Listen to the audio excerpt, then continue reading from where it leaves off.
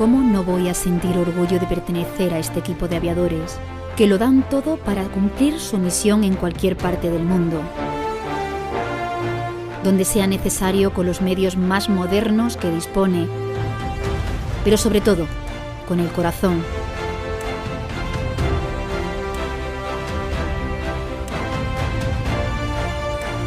Cada día del año y durante sus 24 horas, este equipo de aviadores vigila el cielo y el espacio, comprobando que no se produce ninguna amenaza que ponga en peligro la vida de nuestras familias y dando seguridad a todas las personas que quieren visitar nuestro país.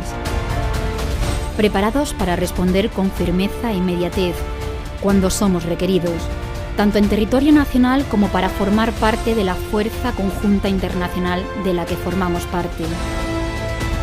Allá donde quiera que sirvamos y hagamos lo que hagamos, somos aviadores españoles.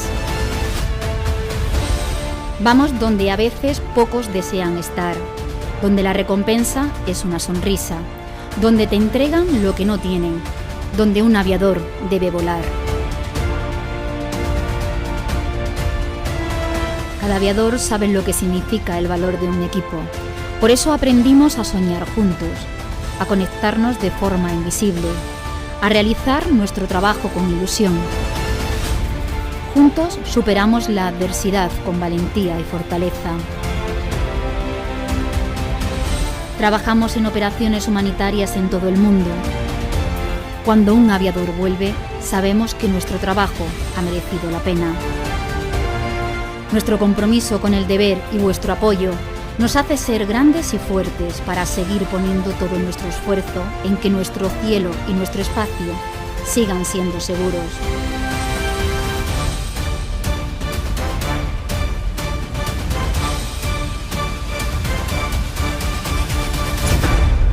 ¿Cómo no voy a estar orgulloso de ser aviador?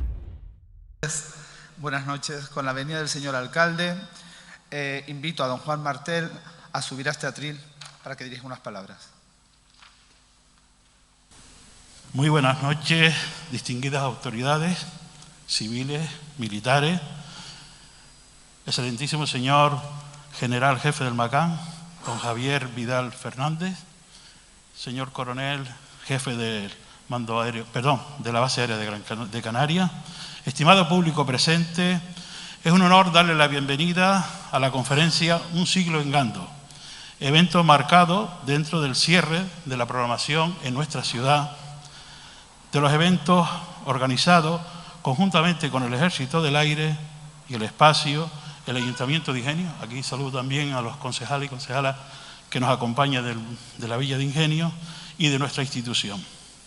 Ha sido un privilegio trabajar de manera coordinada para la realización de este centenario, celebrando un hito histórico de Gran Canaria, de mucha importancia también para nuestro municipio de Telde. Los ponentes que tendrán el honor de compartir con nosotros esta conferencia son los siguientes. El coronel jefe, el coronel jefe lo dejamos. Por ahora. Aunque el coronel siempre es jefe, ¿eh? Es que yo hice el servicio militar en Gando. El coronel don Juan Andrés Toledano Mancheño, representante del Servicio Histórico y Cultural del Ejército del Aire y el Espacio. Don Rafael Sánchez Valerón, cronista oficial de la Villa de Ingenio. Y, cómo no, don Antonio María González Padrón, cronista oficial de la ciudad de Telde.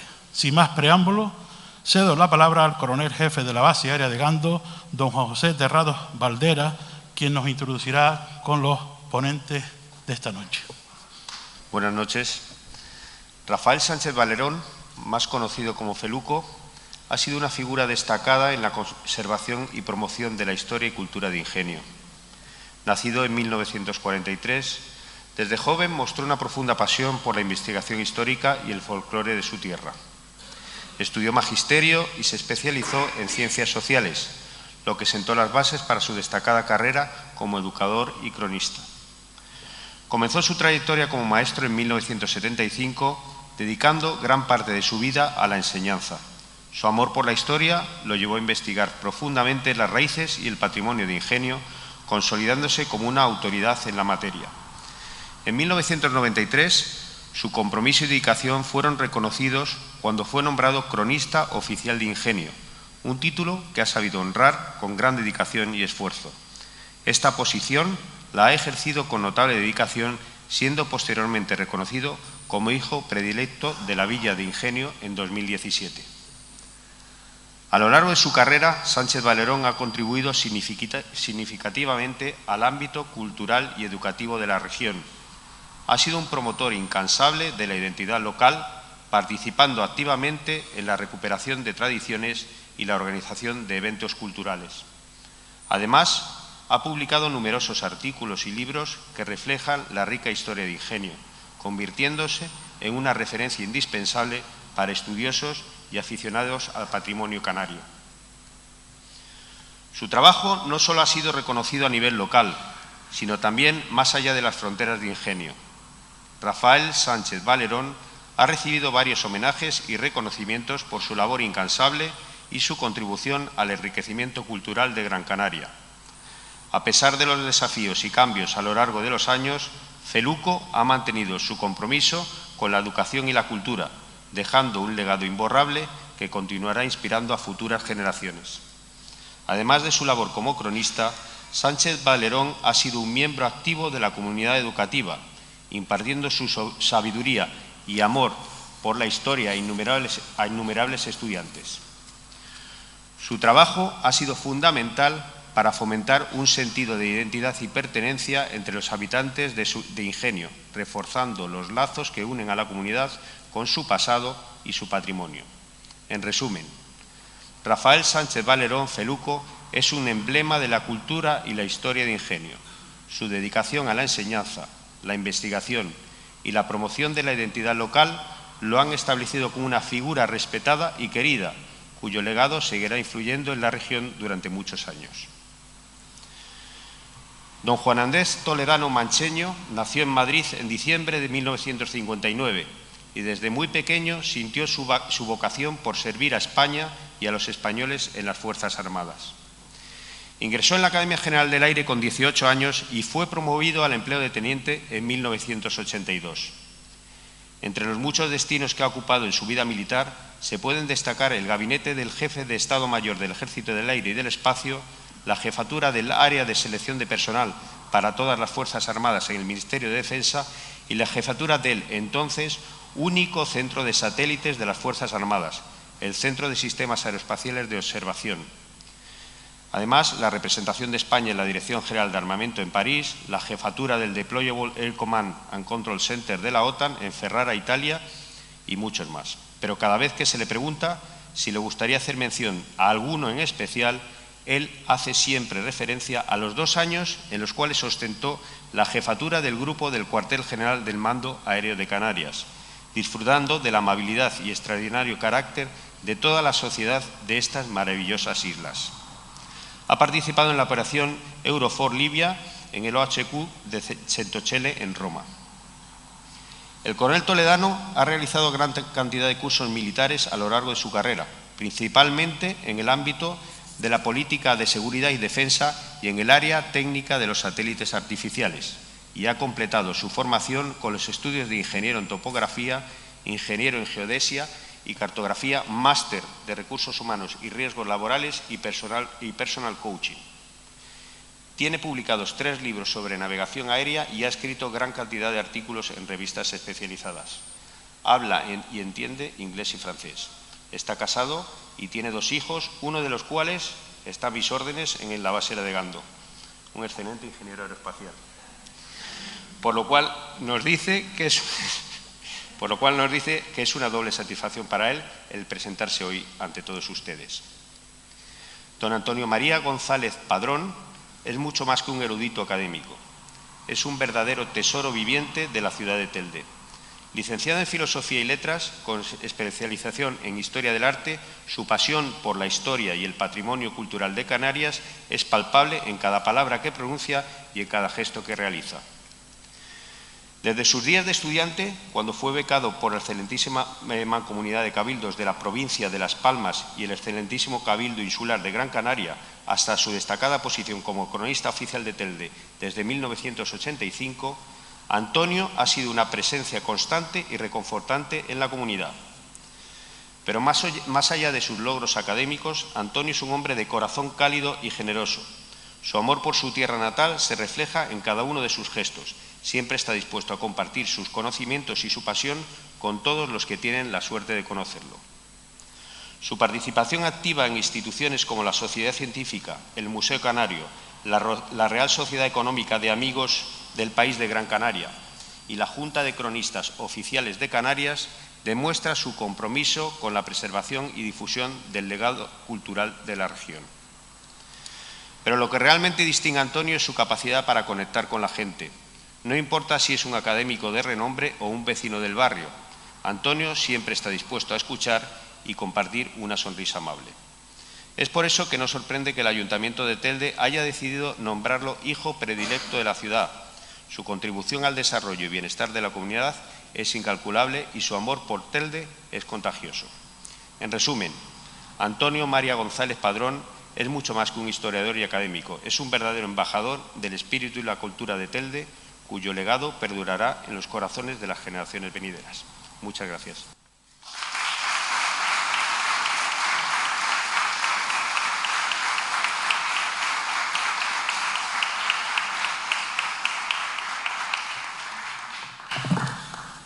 Intervienen por este orden don Rafael Sánchez Valerón, don Juan Andrés Toledano Macheño y don Antonio María González Padrón. La verdad es que yo me siento en este momento un poco emocionado porque Telde para mí, digamos que es mi segunda patria. Yo he tenido la suerte de, siendo niño, estar continuamente en Telde y sobre todo pasar en mi niñez en la playa de Ojo de Garza y en la playa de Merenara, recuerdos imborrables, y tener grandes amigos en Telde, ¿no? Y luego, pasado el tiempo, cuando voy a Las Palmas, pues no echo por la autopista muchas veces, echo por aquí para recordar aquellos viejos tiempos, aquellos viejos coches de hora que nos llevaba desde Ingenio a Las Palmas, que tardaba 3 horas en llegar, y que 1 hora se paraba aquí en Telde para dejar la correspondencia, ¿no? ¿Qué tiempo aquellos, no? He tenido el honor de conocer en Telde a mucha gente y últimamente la suerte de coincidir con el amigo Antonio, con el cual hemos, a lo largo de más de 20 años, hemos guardado una relación entrañable y de colaboración en el seno de la Junta de Cronistas Oficiales de Canarias, ¿no? Telde es una ciudad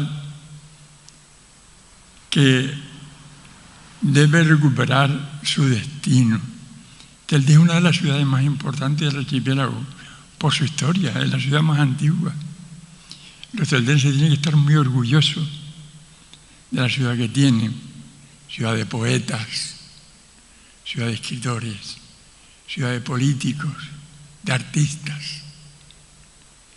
Yo creo que los teldenses tienen que recuperar esos malos momentos pasados y buscar la senda que en la historia le corresponde, ¿no? Dicho esto, la unión de Telde y de Ingenio nunca ha sido cercana, más que nada porque las fronteras entre los dos pueblos están lejanas. La frontera en el barranco del Draguillo está lejana de Telde, están más cerca de Ingenio, y nuestra cercanía viene dada por la zona de Gando, que nos reúne aquí esta noche a nosotros, y por la zona de Gumbre, La Breña, Cazadores, que siendo de un lado y de otro son lugares comunes de los dos pueblos, ¿verdad? Pero sobre todo, esta noche nos une aquí y a los tres ponentes tres cosas. Por un lado, la ciudad de Telde, por otro lado, el pueblo de Ingenio, y por otro lado, el Ejército del Aire.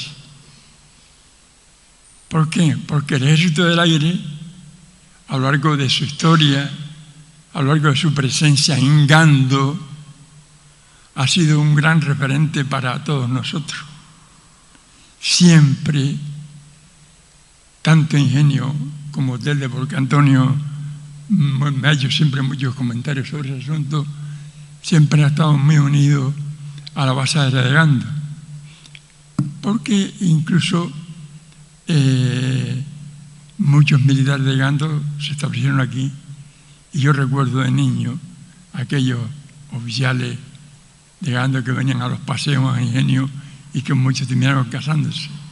Y sobre todo, muchos jóvenes de la época que sirvieron en el Ejército del Aire en Gando, por cercanía y tal. Y además que siempre fue un lugar, la base aérea y el Ejército del Aire siempre fue una institución cercana a nosotros, ¿verdad? Siempre fue muy cercana a nosotros, siempre tuvimos grandes relaciones en la playa de Gando, la gente de Ingenio, la gente de Telde, con el Ejército del Aire formábamos un solo cuerpo.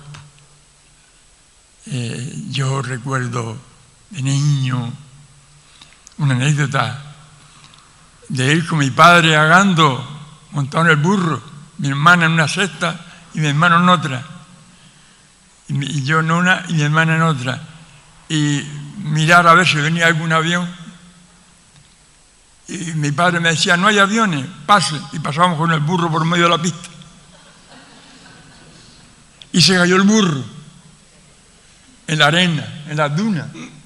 Se cayó el burro y costó un trabajo quitarle toda la carga para que volver otra vez a subirlo.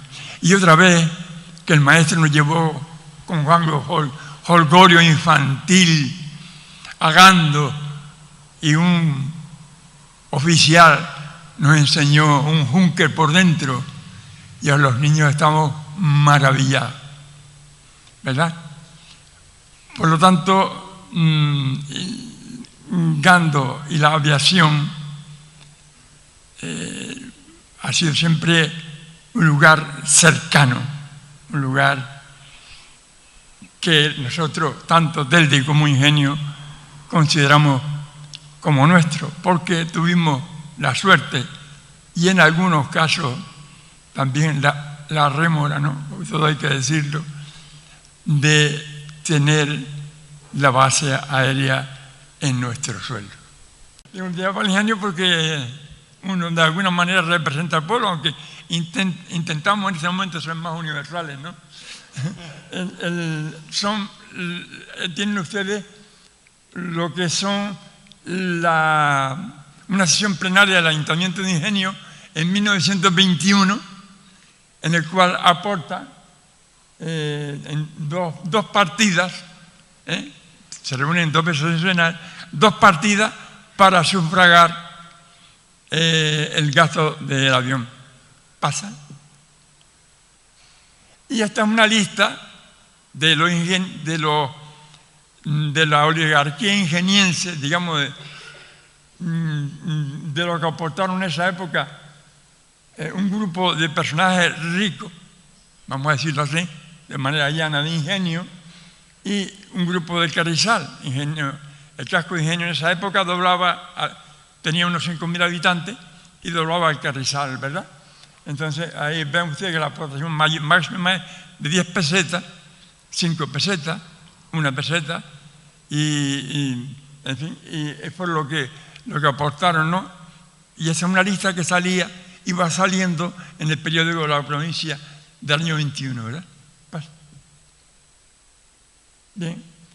Y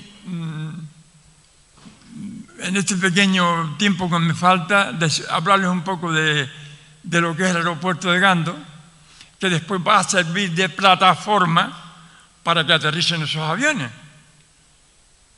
Entonces, claro, el tiempo no me ayuda, pero bueno, de manera breve voy a intentar estrujar, hacer un ejercicio de síntesis, a ver cómo diablos saco de esto.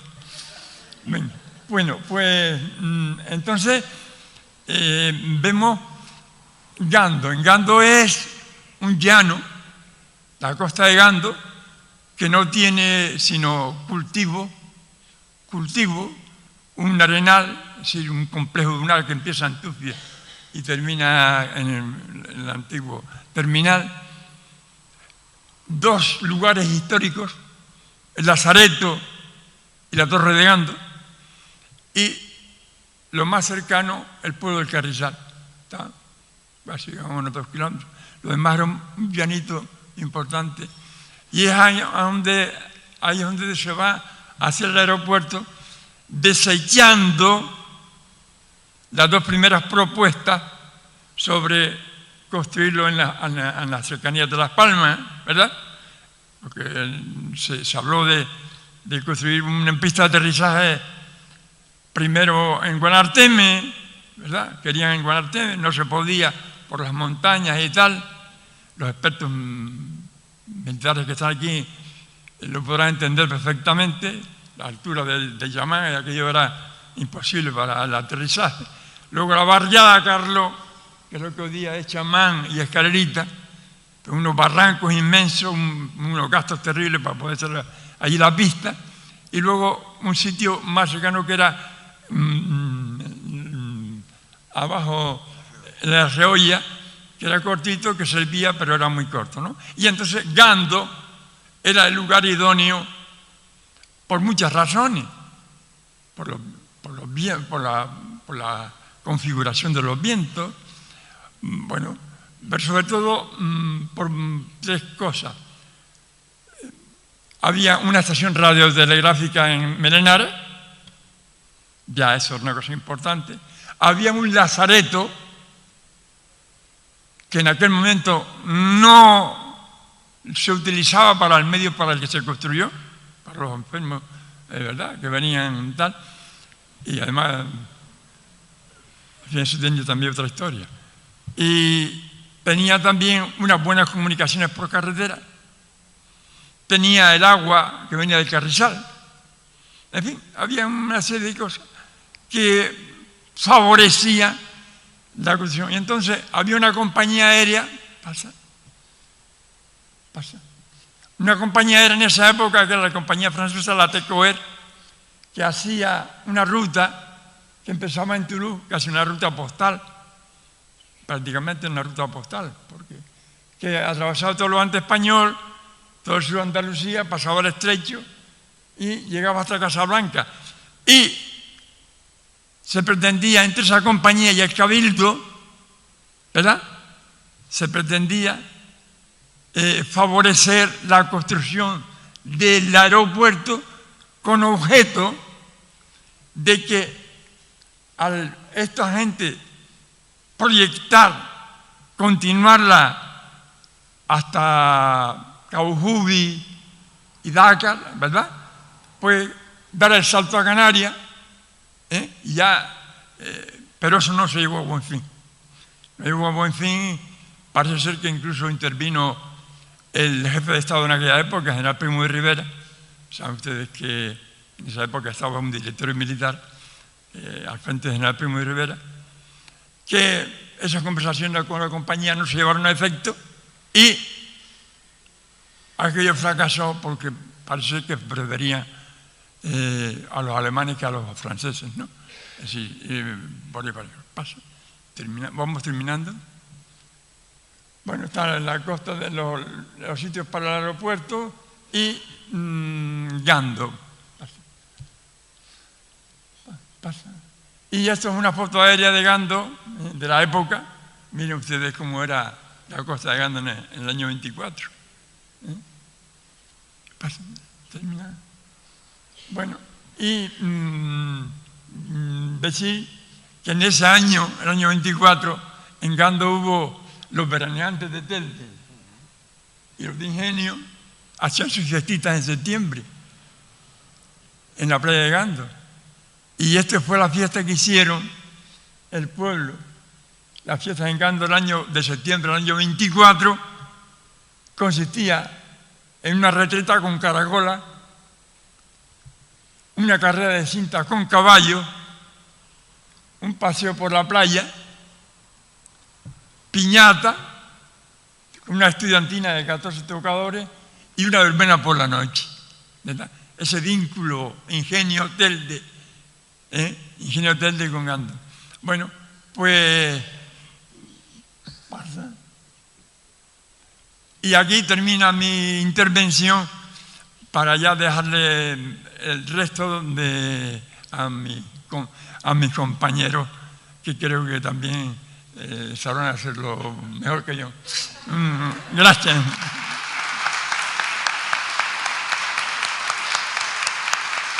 Ilustrísimo señor alcalde de Telde, excelentísimo señor general jefe del Mando Aéreo de Canarias, ilustrísimo señor general jefe del ARA 46 y de la base aérea de Gando, autoridades militares, autoridades civiles, señoras y señores, muy buenas noches.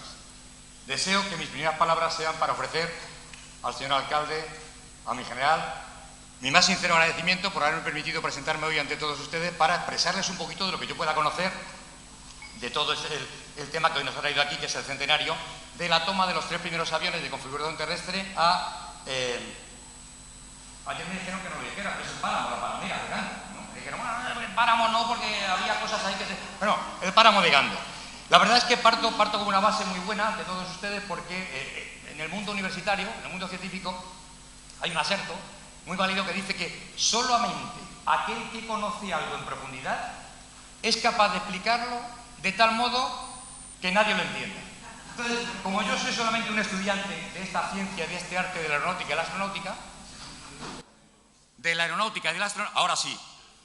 ahora sí, me lo noto yo, ahora sí vibro, ahora sí. Entonces, efectivamente, como solamente soy un estudiante de la aeronáutica y la astronáutica, pues espero que cuando termine mi ponencia pues hayan aprendido ustedes o les haya hecho llegar algo nuevo, que puedan decir aquello de a la cama no te irás sin saber una cosa más.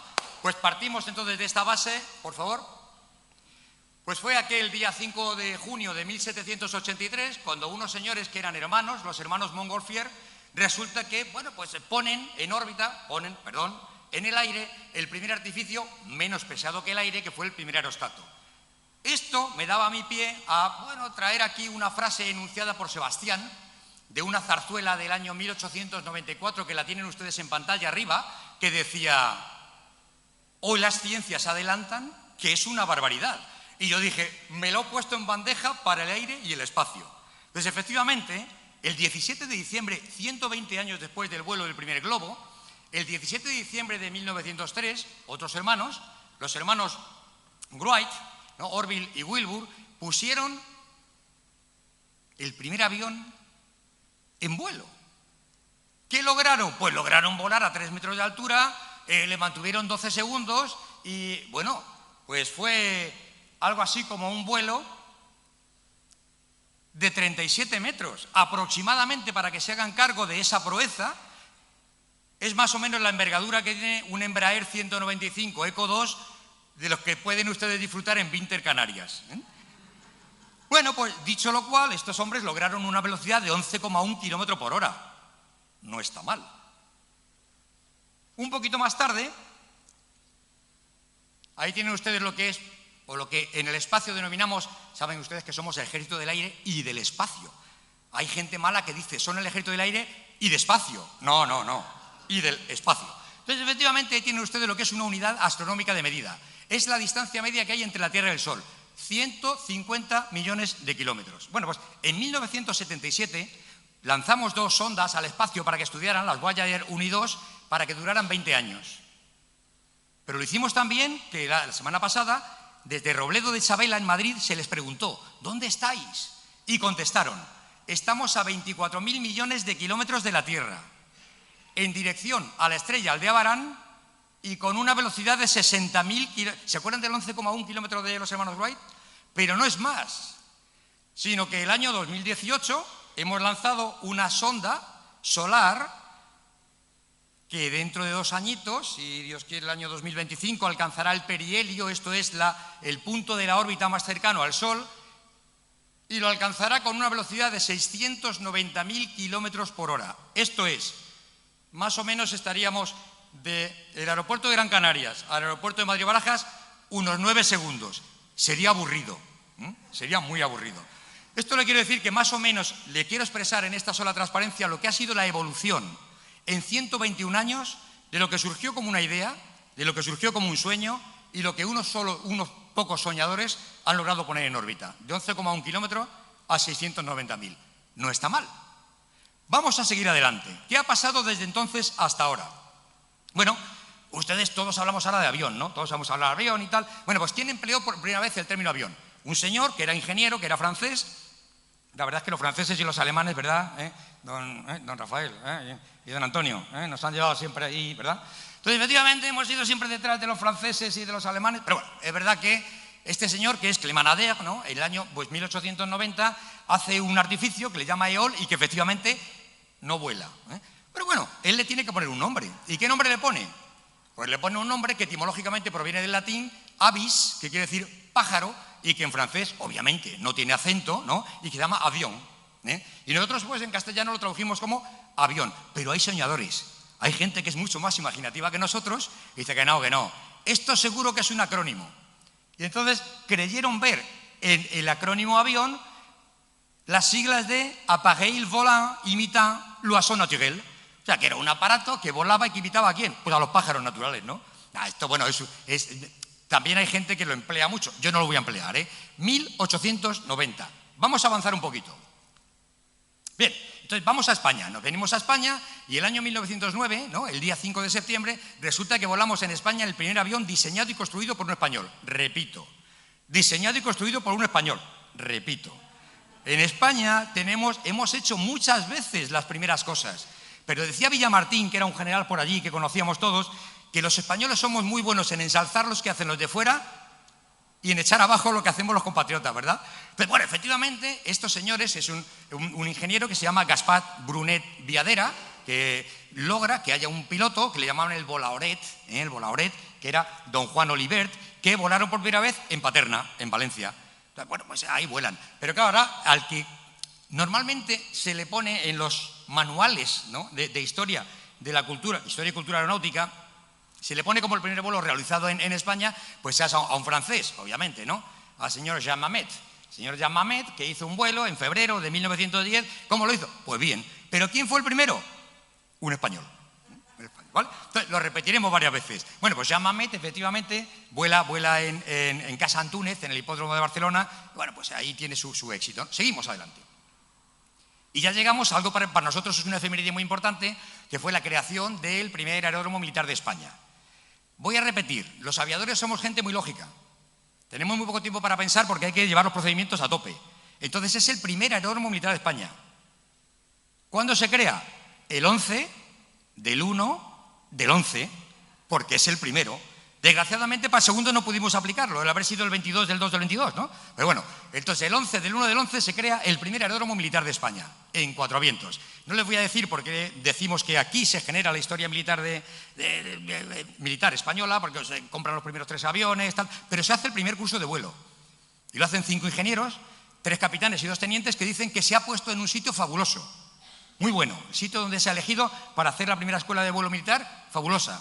Porque está aproximadamente equidistante entre el manicomio de Leganés y el cementerio militar de Carabanchel. Y a uno o a otro, pues iban a ir, ¿no? Entonces, efectivamente, 1911 vamos avanzando, seguimos adelante, ya tenemos nuestra escuela de vuelo militar y nuestra primera promoción. Y entonces llegamos a lo que había dicho don Rafael, efectivamente, que aquí, en Canarias, ya se había volado. Cuidado, había venido el avión en barco desde Cádiz. Entonces, ¿quién vuela? Pues un francés, ¿no? Léon Garnier, que ya había sido el primero en volar en Vigo, en Pontevedra y en otras ciudades en la península, pues llega aquí, bueno, como consecuencia de que se le invita el día 26 de abril, porque es la fiesta esta es de Gran Canaria, el patrón. El 29, San Pedro Mártir. San Pedro Mártir, que por cierto, San Pedro Mártir, ¿no? Entonces, efectivamente, el día 29, pues llega este señor, Léon Garnier, llega con su avión también en barco y realizan el primer vuelo en los llanos de Guanarteme de San Lorenzo, ¿no?, que actualmente ya sabemos que es término municipal de Las Palmas de Gran Canaria, y lo realizan el día 30 de abril de 1913 a las 4:30 delante de 6.000 personas. Esto fue tremendo, ¿no? Entonces, claro, ahí está Tenerife, que está Tenerife mirando. Entonces, si has volado en Gran Canaria, tenemos que irnos el día 10 de mayo, 10 días más tarde, ¿dónde? A Tenerife. ¿A volar dónde? A Tenerife. ¡Y mala suerte! Ahí la toma, ayer contaba mi coronel, que saben de esto mucho más que yo, que nosotros normalmente no decimos aterrizar, decimos tomar tierra, porque tomar tierra es cuando un avión toma suavemente y comer arena cuando hace como puede, ¿no? Entonces, efectivamente, ahí comió arena, capotó el avión, que era un Blériot 11, como ahora le contaremos que tiene gran importancia, ¿no? Bueno, pues efectivamente se destrozó y tuvo que volver en barco por partes. ¿Por qué le decía que el Blériot 11 es muy importante? Porque fue el primer avión que voló aquí, ¿no?, en Gran Canaria. Pero además fue el avión que empleó también en Casantúnez el señor ese Jean Mamet. Pero además se constituye en uno de los 3 grandes hitos que dice la Federación Aeronáutica Internacional que sobresalen de la historia aeronáutica. El primer hito lo tienen ustedes ahí, el punto más alto del podium, ¿verdad?, ocupado por 17 de diciembre de 1903, hermanos Wright, con su Flyer One, $1.000. Segundo hito, efectivamente, en 1909, ahí estamos el 25 de julio de 1909, que tenemos ahí un señor que se llama Louis Blériot, que es el que construye este avión, ¿no?, y que cruza el Canal de la Mancha. Y el tercer hito, que lo marca en 1927, el día 20 de mayo, un señor que cruza el Atlántico, que sabemos todos que se llama Lindbergh, ¿no?, Charles Lindbergh. Seguimos avanzando y entonces llegamos ya a la época que ya nos introduce de cara y directamente en el hito que hoy, el evento que hoy estamos aquí conmemorando, que es el año, lo comprendido entre el año 1913 y el año 1927. 14 años lamentables para España, ¿no? Sufrimos ahí la guerra del Rif, se llama también a veces la Segunda Guerra de Marruecos, no vamos a entrar en ello, porque a mí lo que me gusta hablar es de victoria, ¿verdad? Entonces, desgraciadamente hay 2 operaciones en eso que se conocen por el calificativo. Ahí las tienen ustedes. El desastre de Anual y el desembarco de Alhucemas. O sea, no digan ustedes Alhucemas porque no saben quién es. Entonces, efectivamente, bueno, ahí el desastre Anual lo pasamos mal. Además rima, ¿no? Lo pasamos mal. Sin embargo, en Alhucemas tenemos que decir que fue la primera operación, españoles, primera operación conjunta. El ejército, en este caso, bueno, pues era el ejército, la Armada y la Guardia Civil. Saben ustedes que nosotros todavía no existíamos. Nosotros nos crearon el 7 de octubre de 1939. Luego digo siempre que nosotros, siempre que hemos participado en operaciones, hemos ganado. Porque nosotros empezamos en el 39, nosotros no conocimos, ¿no?, antes. Entonces, efectivamente, bueno, pues el año 1921, un desastre, y el año 1925, en el desembarco, nosotros, primera operación conjunta y primera operación combinada, Francia y España. Después, unos años más tarde, como ustedes sabrán, ¿no?, viene aquí Dwight Eisenhower, que copia perfectamente la estructura llevada por el despliegue aéreo y el despliegue terrestre para su desembarco en Francia, ¿no?, allí en Normandía, ¿no? Luego tampoco lo hicimos tan mal. Bueno, al final ganamos, Al final ganamos.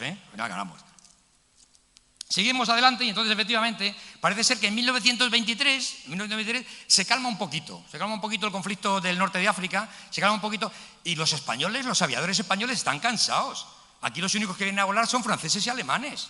Y viene la Tecoega que quiere abrir, y viene. Entonces decimos, no señor, Ramón Franco, que ya saben ustedes que era también pues un aviador, y bueno, pues en su entorno quieren venir aquí a Canarias y demostrarle a las Islas Canarias que el transporte aéreo vale no solamente para acercar las islas en plan de comercio, sino también para su seguridad, ¿no? Entonces, bueno, pues en 1923 se le ofrece al jefe de la Aeronáutica Militar Española la posibilidad de hacer un raid. Y ese raid va a consistir única y exclusivamente en llegar a las Islas Canarias por primera vez con aviones terrestres.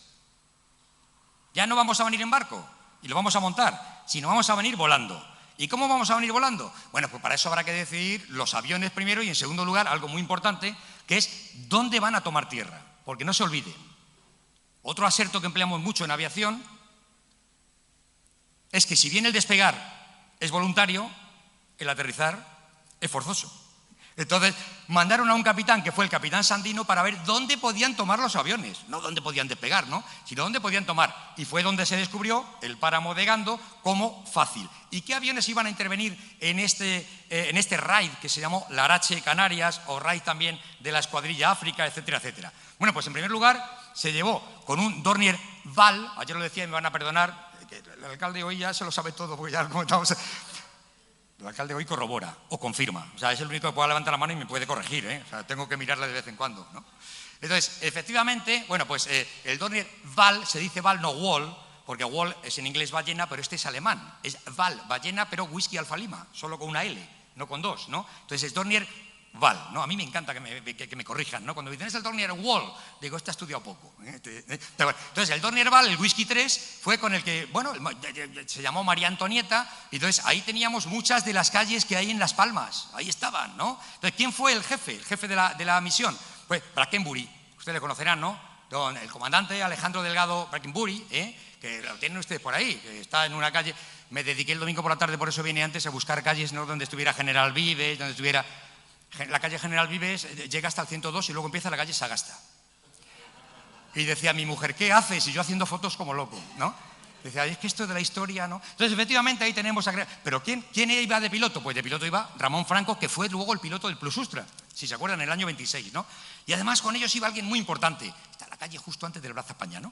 Muy importante, que fue el radiotelegrafista, ¿no?, y fue el cronista oficial, que era el señor que se llama Alejandro Mas de Gaminde, justo antes de llegar a Plaza España, ¿no? Sí, entonces, efectivamente, fotos, claro, el domingo. Entonces, efectivamente, con ellos volaba un señor civil que era uno de los acerbados, ¿no?, acerbados fotógrafos aéreos, que era el señor Leopoldo Alonso. 2 de febrero de 1924, primera fotografía aérea del Teide. Este señor también fue en 1926 con el Plus Ultra. Después tenemos, lógicamente, bueno, pues los mecánicos, ¿no?, que fueron el cabo Mateo, ¿no?, y el soldado Panizo. Tripulación de gala, el Plus Ultra, ¿no? Pero ahora vamos a contar algo que es anecdótico, y como está el general, a ver si... Porque es anecdótico, ahora es anecdótico, porque también resulta que como aviones terrestres llevamos el Breguet 14 Alfa 2, un avión que era monomotor, que es un avión...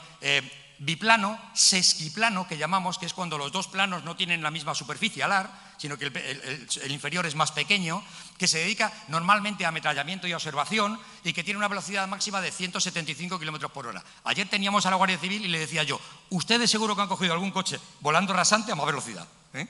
Pero bueno, ahí estaban con sus 95 nudos y eran felices, ¿no? Entonces, esos 3 aviones, que son los que van a formar parte del componente terrestre, porque el Dornier Val, lógicamente, iba, ¿no?, acuatizaba y amerizaba donde podía.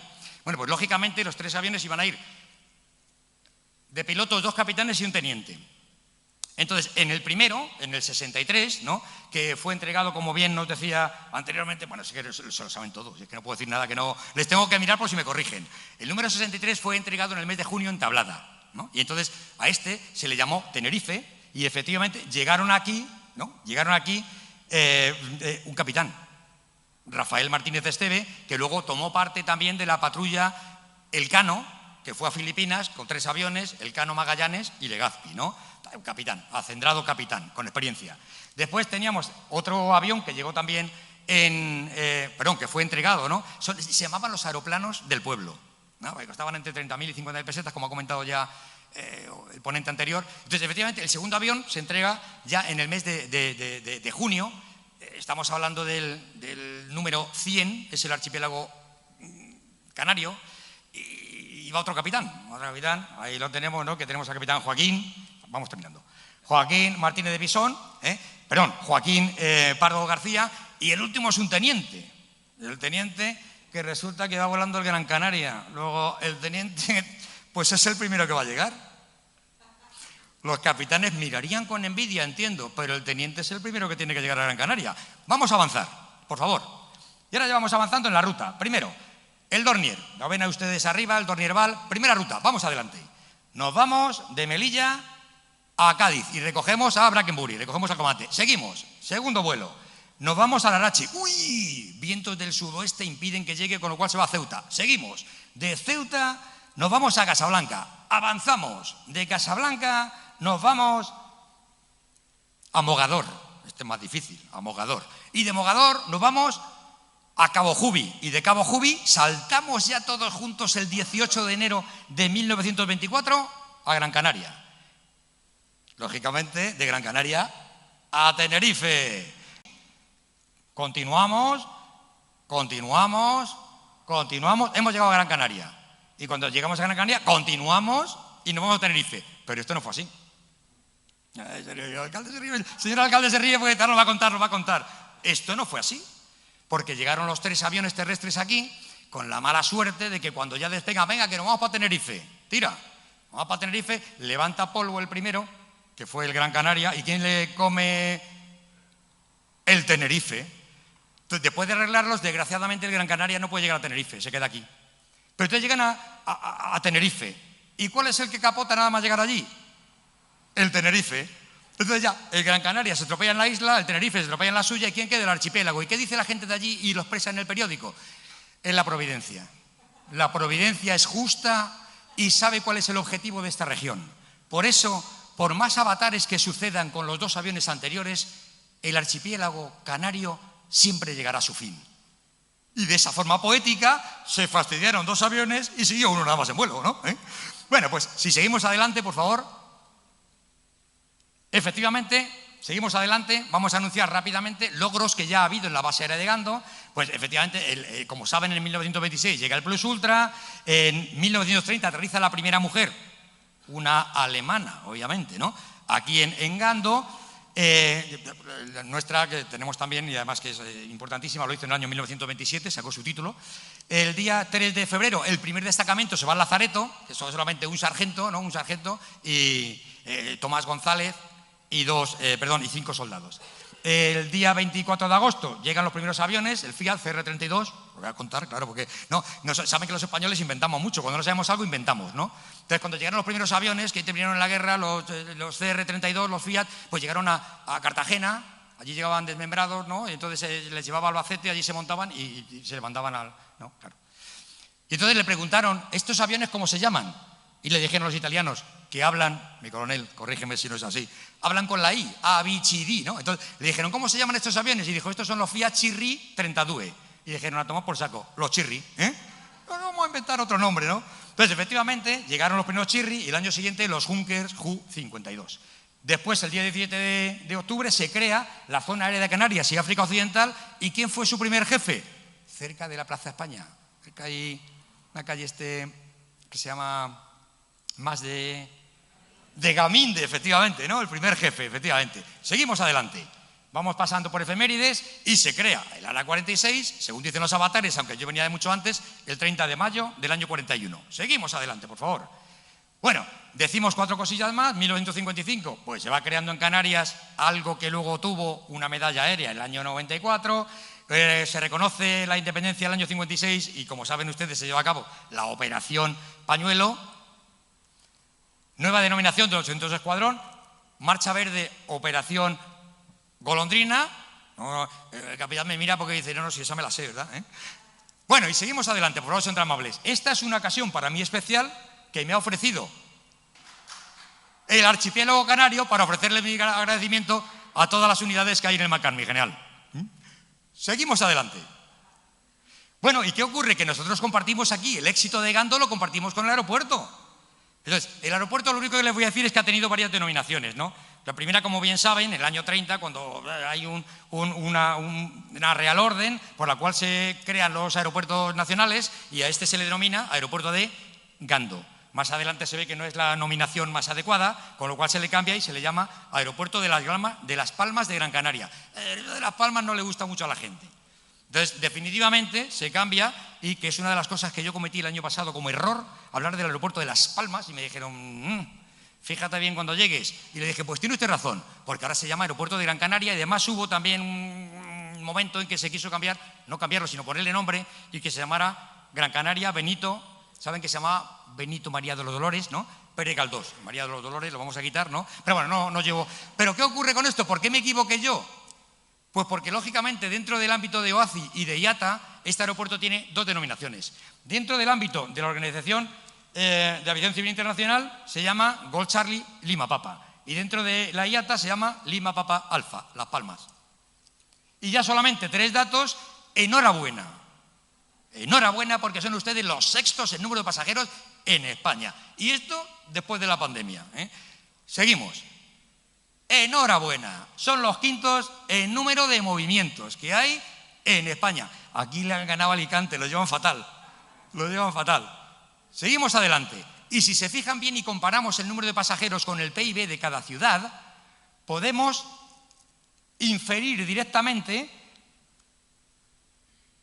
que hay una relación biunívoca entre el PIB que tiene una ciudad y el número de pasajeros que alcanza. Luego que sigan viniendo, que sigan viniendo. Bueno, pero no tan caros como pagamos nosotros, porque los peninsulares estamos pagando ahí, Pero bueno, muy bien. Y yo con esto ya...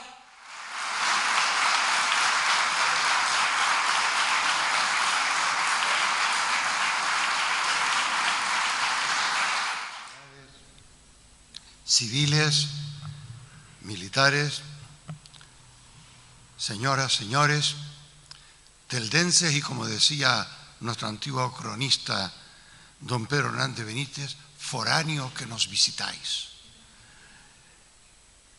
Nos encontramos aquí en la iglesia de San Pedro Mártir de Verona, un lugar sagrado en el pasado y en el presente por el recuerdo, ya que este fue el primer hospital que se levanta en España para curar los males de buba,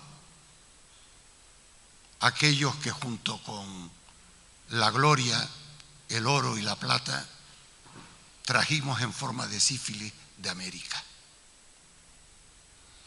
Aquí están enterrados muchas personas que, regresando de las Américas, murieron pues en indigencia algunos y otros por esa horrenda enfermedad. Pero San Pedro Mártir se recuerda en Gran Canaria por un hecho extremadamente importante para nuestra isla, para el archipiélago y también para España. En el año 1478, la reina doña Isabel I de Castilla había comprado al condeduque de Niebla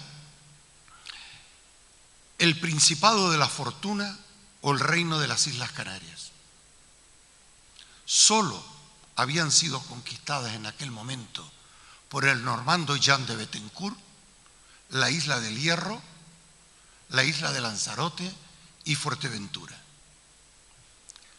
La reina se plantea inmediatamente hacer castellana a las Islas Canarias, no por su importancia,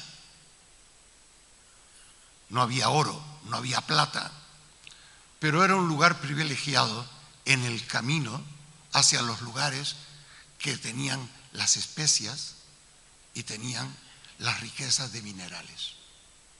Castilla, la nación más poderosa del occidente europeo, que tenía su fuente de riqueza en la lana de la oveja merina y en el comercio internacional de la lana, quería ganar la partida a otra nación europea que hacía ya más de 100 años, por la estrechez de su territorio, por el poco futuro que sus gentes tenían en una tierra no siempre cultivable, Portugal, se habían lanzado al mar y a través de unos marinos expertos, cartógrafos extraordinarios, habían bajado hacia la zona de Madeira, Azores, habían llegado a Cabo Verde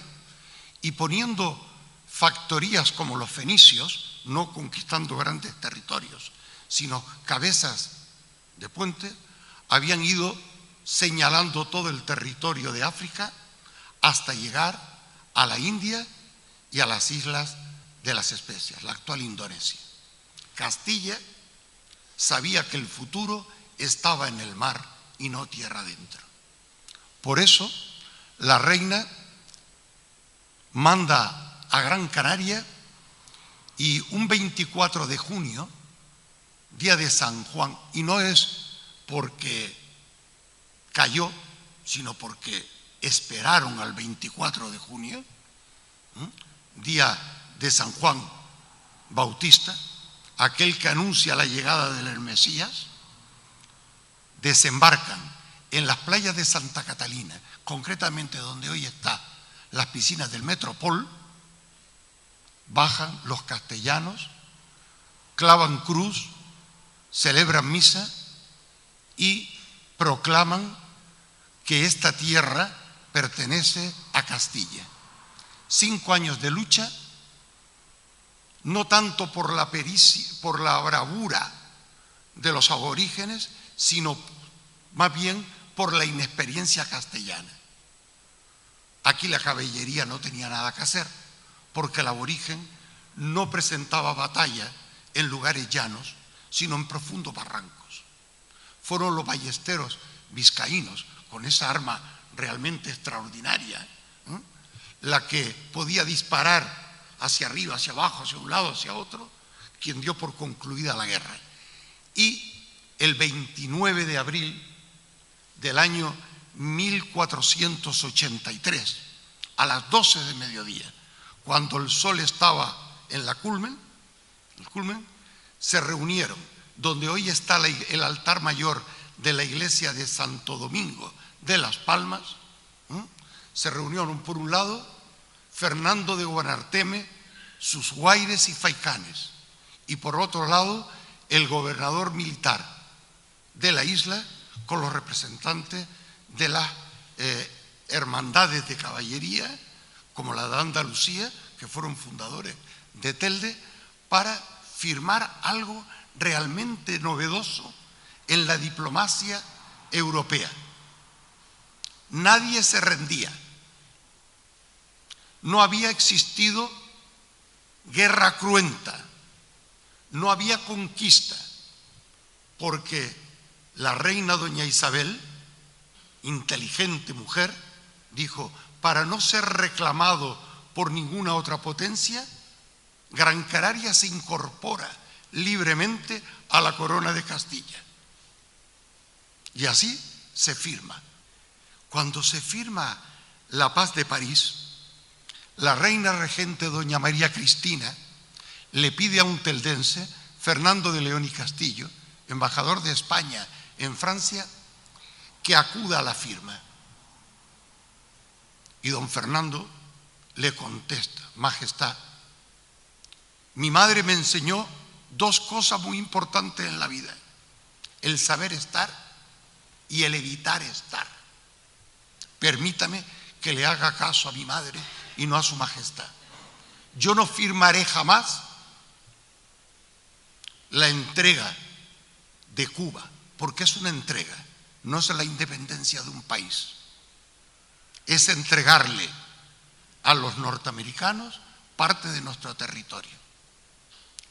Máxime cuando desde siempre se supo que el Maine, el buque que estalló, no había sido porque los españoles le hubiésemos puesto aquella bomba que dijeron, sino porque el servicio secreto estadounidense sacrificó a 200 marines para tener una causa de guerra y declarársela a España. Pues cuando España se debatía entre ¿qué nos queda? ¿Tenemos futuro? En los periódicos norteamericanos se hablaba de destruir a una raza, y no digo los calificativos porque quiero que sigan ustedes comprando productos norteamericanos, pero decían de todo. Expulsarlos no solamente de América, sino llegar también a Canarias y expulsarlo del Atlántico. Y cuando nos debatíamos entre eso y otros que creían con fundamento, como seguimos creyendo algunos, que España vale la pena, escribe esto y pronuncia estas palabras don Benito. Palabras, querido amigo Feluco, que las dijo don Benito y hasta los años 30 se repetían en los colegios de Canarias todas las mañanas. Nosotros, los más chicos, somos los más grandes, seamos los más grandes en la firmeza y en vigor de las resoluciones. Nosotros, los últimos en fuerza y en abolengo histórico, seamos los primeros en la confianza, como somos los primeros en el peligro. Nosotros, los más distantes, seamos los más próximos al corazón de la patria. Efectivamente, los canarios siempre hemos sido conscientes de dónde estamos, de nuestro número limitado de habitantes, hoy 2.200.000 aproximadamente. Nuestra necesidad siempre ha sido mirar al resto del país, donde en un momento determinado, dije ayer, siempre había 36 millones. Nos pasamos, para no cambiar ni corregir los libros de texto, casi 45 años, 36 millones. Y de pronto nos colocaron en 60 y pico. Algo realmente extraordinario. Bueno, pues los canarios sí necesitábamos, para sentirnos seguros, del resto de nuestros compatriotas. Pero en la península es cierto, no que no quieran a los canarios, pero bajar hasta Canarias, hasta los militares, cuando venían a Canarias, había un dicho que decía, a Canarias se llega llorando y se va llorando, ¿no? Porque había que bajar. Y además, Canarias, por aquello de la historia, no queríamos que fuera África. No se iba al Sáhara Occidental, a la Guinea, no, ni a Ceuta ni Melilla, a las plazas de soberanía. No, estábamos todavía más lejos. Era Canarias, a 2.000 y pico kilómetros del centro del país. Pero con un valor extraordinario, porque la españolidad de las islas se reflejó en hechos tan importantes como el que Lope de Vega, nada más y nada menos que Lope de Vega, canta en unos versos preciosos en su Dragontea. Sir Francis Drake, para ellos, para nosotros, el pirata Drake, el Drake que le decían por aquí, fue derrotado en la playa de Melenara. Y lo hicieron unos pastores de Telde que, como dice el poeta sevillano, hicieron trocar al soberbio inglés sangre por agua, ganando nosotros, que ya teníamos el título de ilustre ciudad y también de muy hospitalaria, el de invicta ciudad. Pues bien, si eso fuera poco, reconocemos que nuestra presencia en la defensa de la patria la hicimos no olvidándonos, sino votando en una asamblea general que se hizo en plena guerra de la independencia, que uno de nuestros privilegios, que era el que los canarios no tendríamos que salir de cada una de nuestras islas para ir en socorro del resto del Estado, del resto de la corona, los canarios votamos libremente que la patria estaba en peligro y teníamos que acudir a la península a expulsar al francés, como así lo hizo la gloriosa Granadera Canaria, cuyo comandante en jefe era el abuelo de don Fernando de León y Castillo. Todo se ha dicho de paso. Acrecentando esto, tenemos que decir cómo Canarias siempre estuvo en el ojo de las grandes potencias, no solamente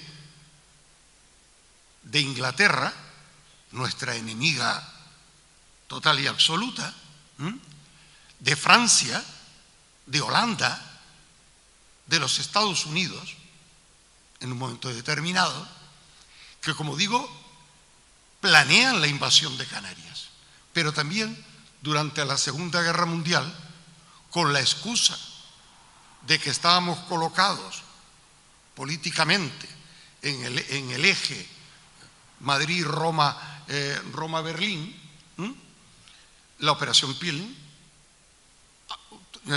Churchill quiere invadir Gran Canaria. Primero trata de comprarla, y después de invadirla.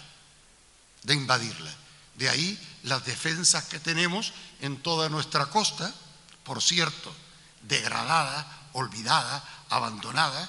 En ningún país del mundo se tiene el patrimonio como se tiene en este país y concretamente en Canarias. Yo reclamo que todas esas fortificaciones del siglo XX, que son parte integrante de nuestra historia y de nuestra defensa, sean rescatadas, visitadas, porque solo lo que se puede ver, apreciar y vivir se respeta y se quiere. No digamos,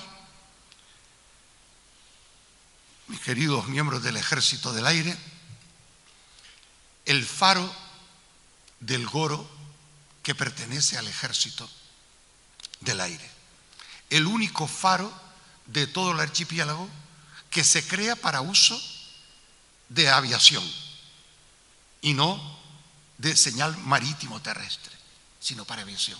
Bueno, ahí hay un espacio que fue expropiado en su momento, que pertenece al Ejército, está abandonado, ya le han quitado las puertas, le han arrancado parte de la cantería y está en un estado deplorable. Con poco dinero, con muy poco dinero y mucha voluntad, se puede rescatar para la memoria histórica de esta tierra. Como digo, ¿qué ha sido, qué es el ejército o los ejércitos para las Islas Canarias? La pertenencia a un país, el saber que estamos protegidos. Don Fernando VI, rey de España del siglo XVIII, dijo aquello de idílico. Parece en vez de un rey, parecía el líder de una secta hippie. Paz con todos, guerras con ninguno. Pero Carlos III, más praxista, más inteligente, más contundente, dijo: prepárense para la guerra si quieren conservar la paz. Y la realidad es esa. Los ejércitos tienen que estar preparados siempre, siempre, para la paz, para la concordia entre los pueblos. Pues Gando ha supuesto para el ingenio, porque yo lo pongo siempre con artículo, el ingenio y Telde Ingenio, un lugar de encuentro. En el pasado civil, industrial, porque ahí hubo, desde finales del siglo XV, un lugar para los carpinteros de Ribera. Cristóbal Colón deja su nave en Gando fondeada para que aquella nave que iba camino del desconocimiento más absoluto fuera reparada. ¿Y por qué? Porque los teldenses, en gran parte, éramos procedentes de la Baja Andalucía, de Palos de Moguer, éramos de San Lucas de Barrameda, éramos de Cádiz, éramos Carmona, Sevilla, Écija, pero también éramos del puerto de Santa María. Ahí se creó una industria y fue un puerto importante hasta el siglo XIX, compitiendo en importancia, no con el puerto de Las Palmas, el puerto de San Telmo, sino con el puerto natural de la bahía de las Isletas, lo que nosotros conocíamos por La Luz, ¿verdad? Pues bien, ese puerto para la defensa de Gran Canaria fue importante, porque desde antes de la conquista ya se había levantado una torre, la Torre de Gando, que se ha reconstruido en diferentes momentos y que está perfectamente debido a los esfuerzos del ejército y no de las autoridades civiles canarias, todo se ha dicho. Pues Gando, que había sido eso, un lugar de encuentro y un lugar sobre todo industrial en un primer momento, llega a el compromiso de ser también, o además, un lugar para que avance esta tierra. No solamente desde el punto de vista defensivo, sino también comercial, como bien había dicho usted, y de cualquier índole. Gando va a encontrar algo realmente prodigioso, que no nos extraña a los Gran Canarios. Cuando los Gran Canarios quisimos tener instituto de enseñanza media y se nos negaba desde la isla de enfrente, que no voy a mentar, porque Entel dice que no debemos mentar ciertas cosas porque aparecen, lo pagamos los Gran Canarios con nuestro dinero. Cuando quisimos tener el mejor hospital de Canarias, que era el Hospital Insular, lo llamamos así porque lo pagamos con dinero de los Gran Canarios. Cuando quisimos tener una universidad, la pagamos con dinero de los Gran Canarios. Y los Gran Canarios salimos en más de 150.000 personas a reclamar al Estado eso. Por eso no creo, señores, aquí, que el que haya terminado accidentalmente el Gran Canaria, el avión, y accidentalmente el Tenerife, y solo haya sobrevivido las Islas Canarias, yo soy divisionista, como lo fue mi padre, mi abuelo y mi bisabuelo. Vivan las Islas Orientales.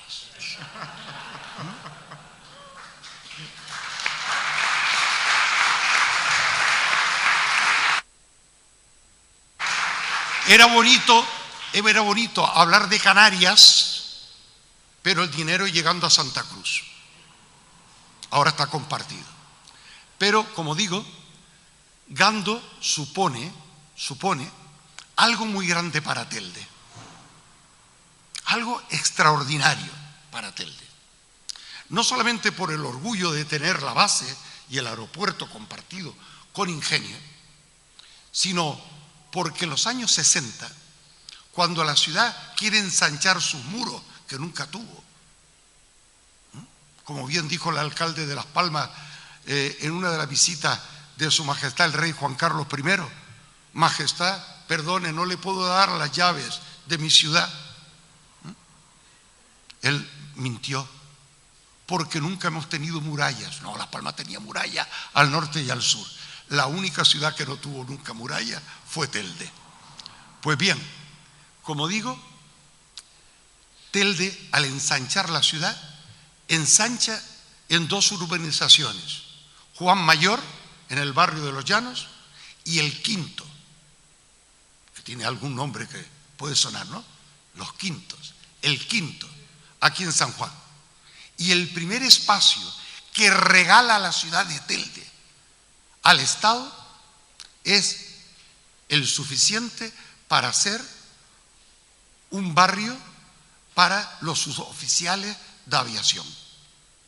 Un grupo importante de suboficiales que se establecieron en Telde, unos venían los menos casados, los otros no se prendaron solamente de nuestro rico palmeral y de nuestro patrimonio histórico, sino de las jóvenes teldenses, se casaron, tuvieron hijos. Hoy una parte no importante, pero sí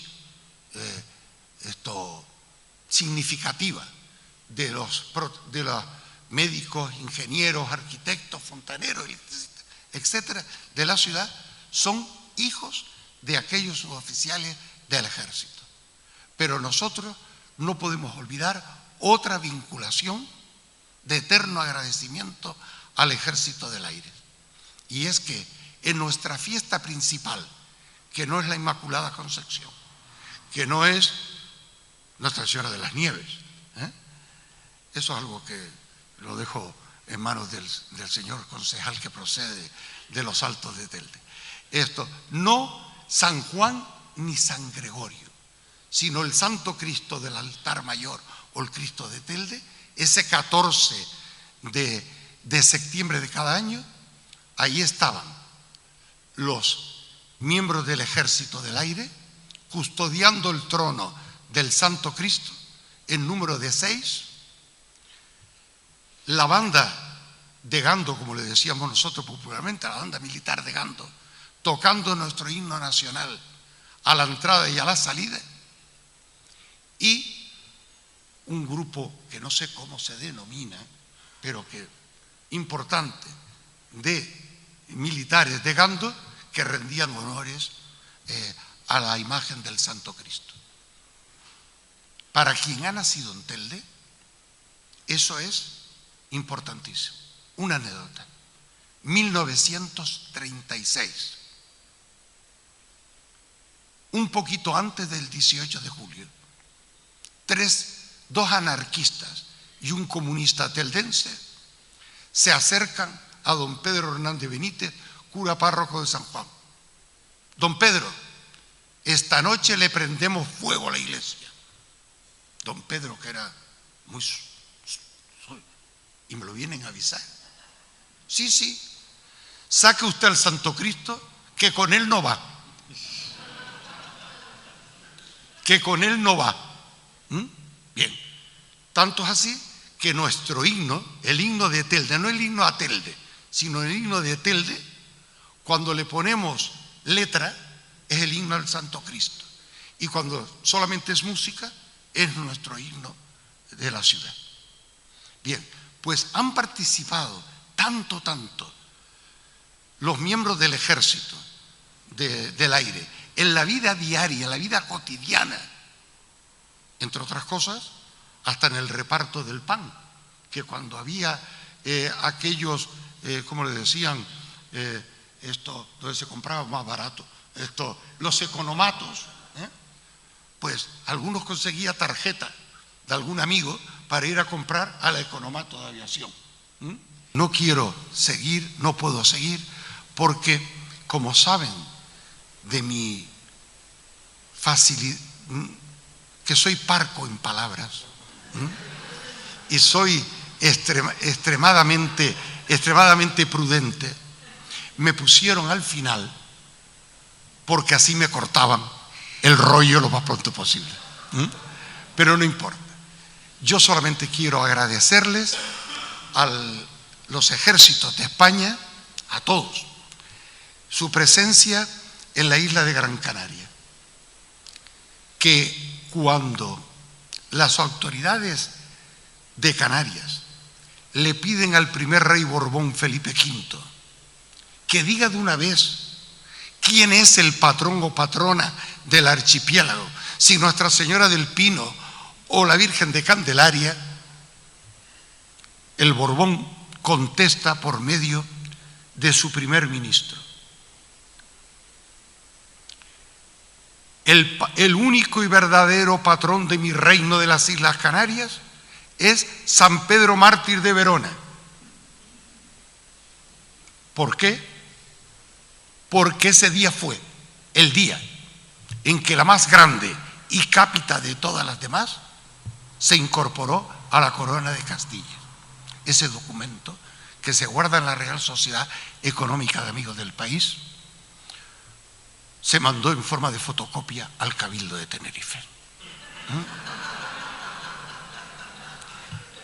Por lo tanto, solamente decirles que gloria a los ejércitos de España y también gloria a este gran país del que tenemos que estar tan orgullosos, porque los Estados Unidos, con toda su potencia, solo ha tenido un imperio que está rozando los 100 años. Y no le auguro yo muchos más. Rusia, con todo el poder que tuvo, ahí está, atragantándosele una pipa en mitad de Europa. La única nación que nos gana a los 300 y pico años de imperio y de presencia internacional es China. Pero como imperio no vale un duro, porque nunca pasó de sus fronteras ni traspasó un mar o llegó a otros continentes. Nosotros estuvimos en todos los continentes del mundo, no hicimos lo que unos quieren decir, sino una verdadera nación de naciones, las Españas. Como decía Unamuno, allí donde hay una bota española, está lo español. Recordar simplemente que nuestro país puso la primera universidad en América cuando no se habían cumplido 20 años de haber llegado a ella. Construyó las mejores catedrales del mundo, las más grandes, en México, en Lima, colegios, etc. Otros se dedicaron a hacer fuertes y pueblos de madera. Llegaron a una zona en donde había 20 millones de indios y los convirtieron en 2 millones metidos en reservas. Nosotros estuvimos en México, efectivamente. México tenía, cuando llegó Cortés, 10 millones de indios. Es verdad que hubo todo lo que hubo, no lo vamos a negar, pero hoy hay 100 millones de indios en la República Mexicana. Por lo tanto, no nos pongamos nunca de rodillas, porque como dicen los que hacen lucha canaria en Telde, para atrás ni para coger impulso. Gracias.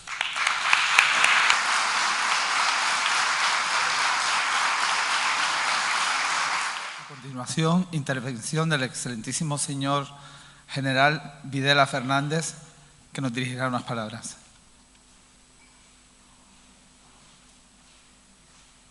Bueno, pues muchas gracias a todos. Ya estamos clausurando estas jornadas y antes de pasarle la palabra al señor alcalde, pues para finalizar, yo solo quería dedicarles un momento de atención. Bueno, lo primero de todo para felicitar a los 3 ponentes por una magnífica exposición que hemos tenido, muy amena. La verdad es que hemos pasado un buen rato.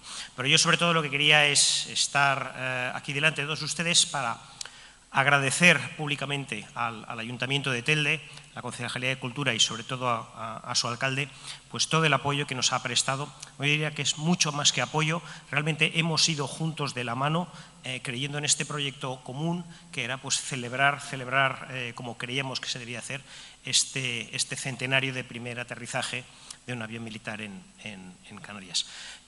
Nosotros somos un ejército joven, y por eso un centenario es una celebración muy importante, y por eso ese gran agradecimiento que tenemos para la alcaldía de Telde.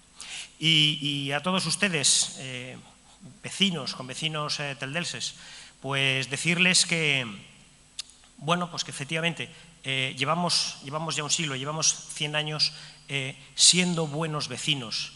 Y que poco a poco, día a día, año a año, anécdota a anécdota, como acabamos de escuchar, pues creemos que nos hemos ido haciendo parte de la historia y del paisaje de esta ciudad.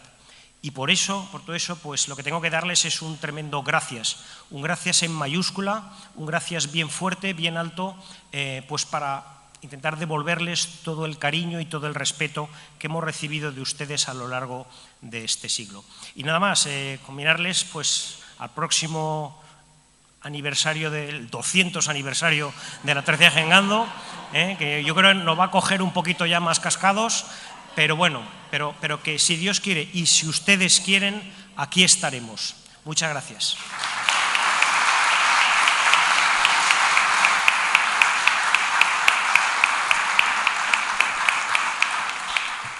Para cerrar este acto, les dirijo unas palabras al excelentísimo señor don Juan Antonio Peña, alcalde de la ciudad de Telde.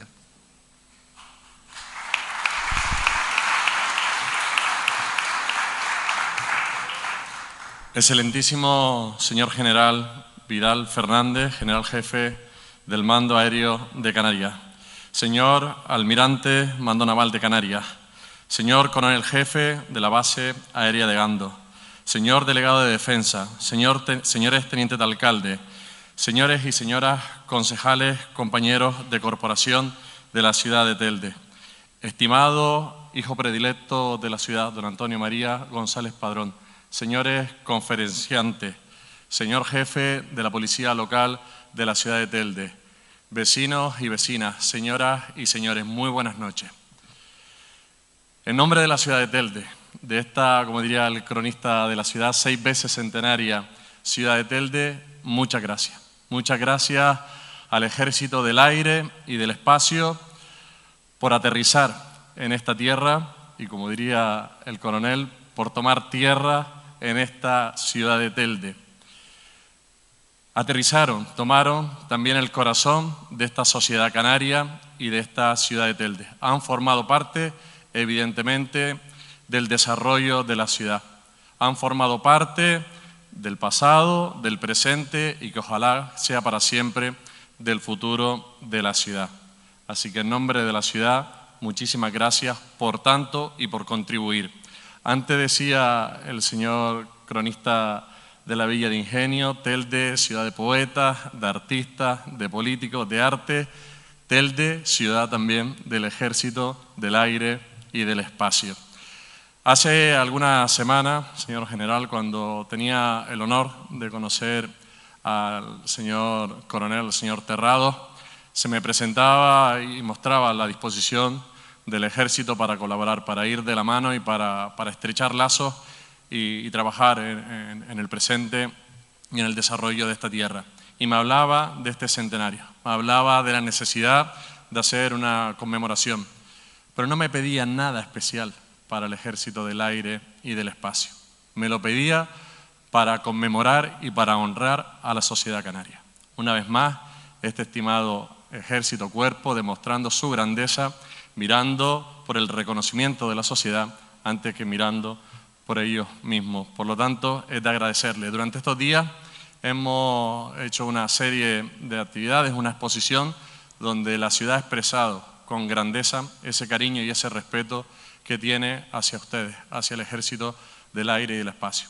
Hay que dar las gracias al equipo de hombres y mujeres que vieron esta necesidad, que trabajaron por parte de ustedes y también por parte del concejal de gobierno de esta ciudad, don Juan Martel, y por su equipo de trabajo, que se han dejado la piel para que todo funcione, para que todo esté a la altura que se merece, no solamente a la Concejalía de Cultura y a sus trabajadores, sino también a la empresa pública Gestel y a 3 personas que hay que nombrarla porque también son compañeros y también han batallado, que es Adrián, que es Roberto y que es Rubén, que han estado ahí llevando toda la información, que han estado buzoneando para que la ciudad sepa que estamos rindiendo homenaje a ese centenario y a la grandeza del Ejército del Aire y del Espacio. Ahora nosotros, los cargos públicos, tengo el honor de representar la ciudad. Nos hemos sentado estos días el gobierno y hemos planteado lo siguiente, y es llevar a la próxima Comisión de Honores y Distinciones la nominación de un espacio público para que para siempre quede reflejado en esta ciudad el nombre del Ejército del Aire y del Espacio. Así que en la próxima Comisión de Honores y Distinciones llevaremos esta propuesta para declararles un lugar público en esta ciudad como ustedes se merecen. Y también, como decía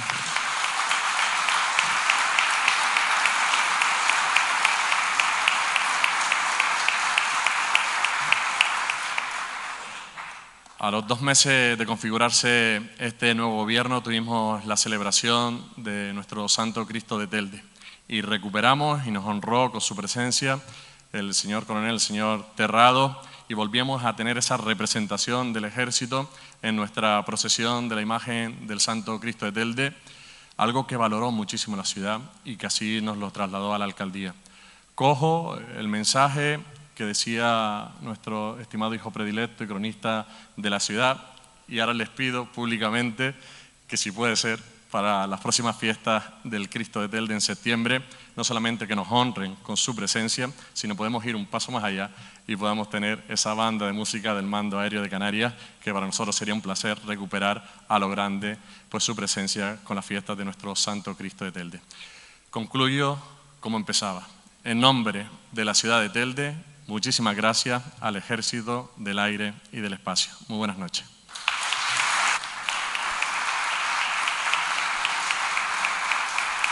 Gracias, alcalde. Invito a los conferenciantes a que se sitúen delante de la mesa presidencial porque vamos a proceder a una entrega de placas conmemorativas. Para ello invito al señor alcalde a que se sitúe delante de la mesa, al señor general jefe del Mando Aéreo de Canarias, al coronel de la base aérea de Gandos y al concejal de Cultura del Ayuntamiento de Telde. Rafael Sánchez Valerón, cronista oficial de la Villa de Ingenio. El señor alcalde se entrega.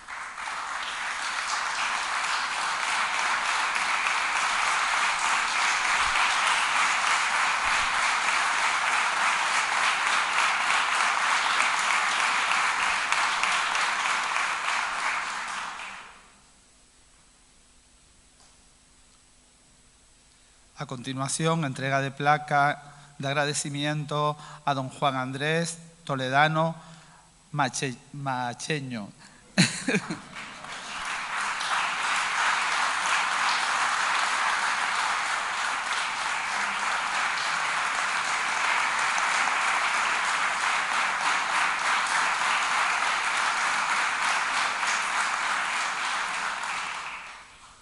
Entrega de placa a don Antonio María González Padrón, cronista oficial de la ciudad de Telde e hijo predilecto.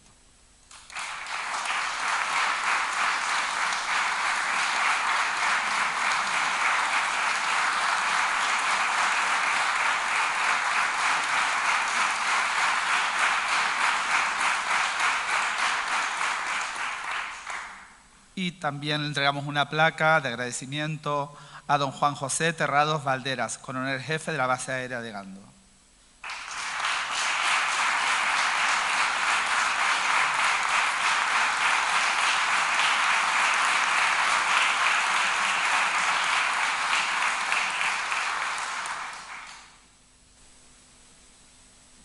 Alcalde, vamos a hacer entrega por parte del Ejército del Aire de 2 obsequios a cada ponente que ha participado en esta conferencia.